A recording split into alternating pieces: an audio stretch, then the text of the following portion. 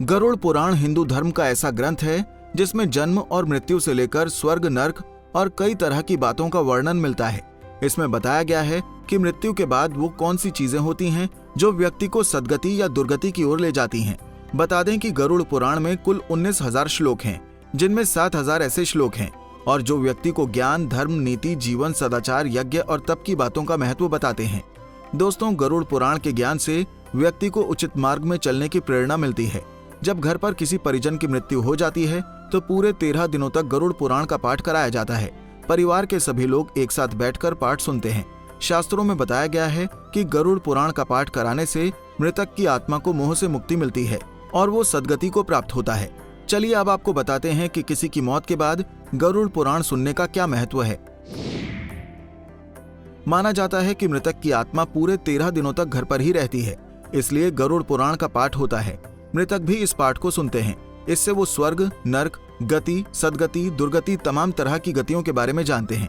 गरुड़ पुराण का पाठ सुनने से उन्हें ये ज्ञात होता है कि मृत्यु के बाद अगली यात्रा के लिए उन्हें किन किन चीजों का सामना करना पड़ेगा और किस लोक में उनका गमन होगा।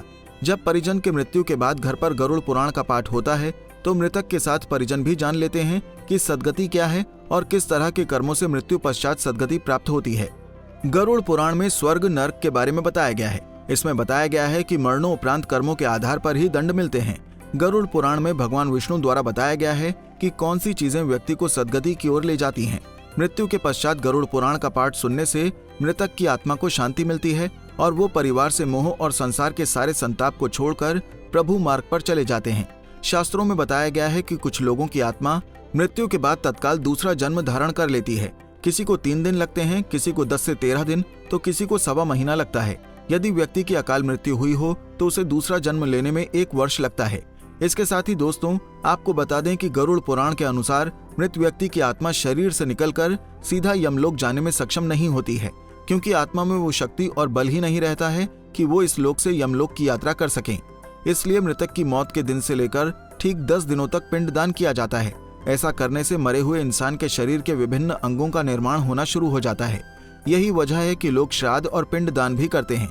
कहते हैं कि 13वीं मनुष्य जीवन के अंतिम यानी 16वें संस्कार का एक हिस्सा होता है और इसके बिना इस संसार की पूर्ति नहीं होती है। कुंडली टीवी डेस्क से लता शर्मा की रिपोर्ट।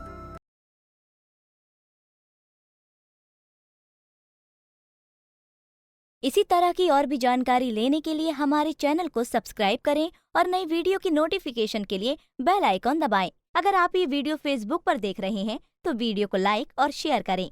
साथ ही अपनी राय कमेंट बॉक्स में जरूर बताएं। धन्यवाद।